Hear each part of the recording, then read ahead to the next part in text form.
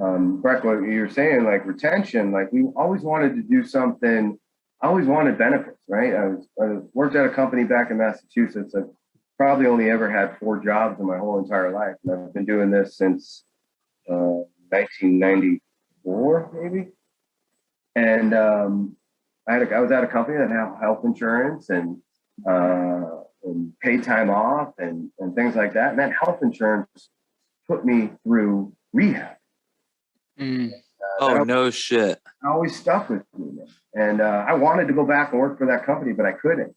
I went back there, tried to jump back into it, and something felt off. I told my bosses, like, man, I think I got to go back out to Arizona. And they're like, listen, man, we love you. We want you safe. We're always here if you need us. And they're super proud of me for being out here doing this thing. And so what we wanted to do was grow into the point where we can actually afford. I was a little bit like upset. Like I thought we could have afforded health insurance or some benefits a long time ago, but they're very costly. We're working towards health insurance, but earlier this year, the first of the year, we implemented and picked up 100% for our guys, short-term and long-term disability and life insurance policy.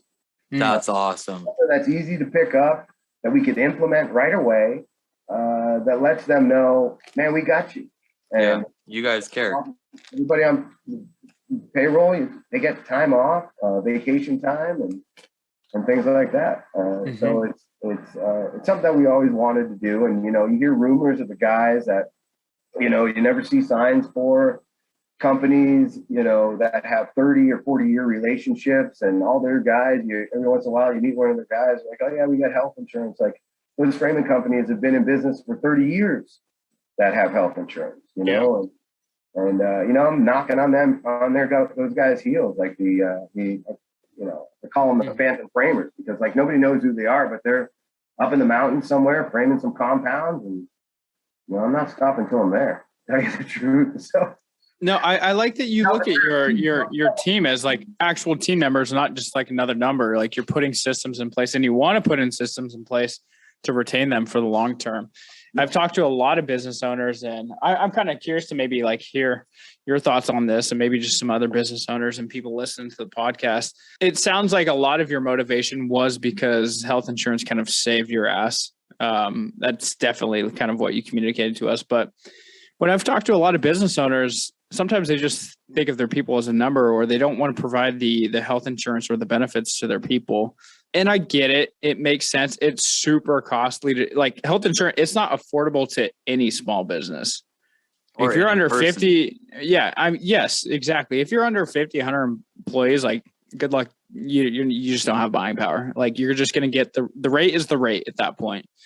Are you finding that you're having any pressure from labor in your market or your own employees on wanting these types of benefit structures, or is everybody just wanting that extra $2-3? What does the market look like for you? Well, the older guys are looking for it. They're pretty interested in it, but nobody's forcing it. I mean, they all seem like they're along for the ride, man, and they're going to do whatever they need to do for the company, and they know that it's going to take care of them, and it's not a make or break thing for them. It's just something that we hope that we can provide them. As they get older and we age, like things happen.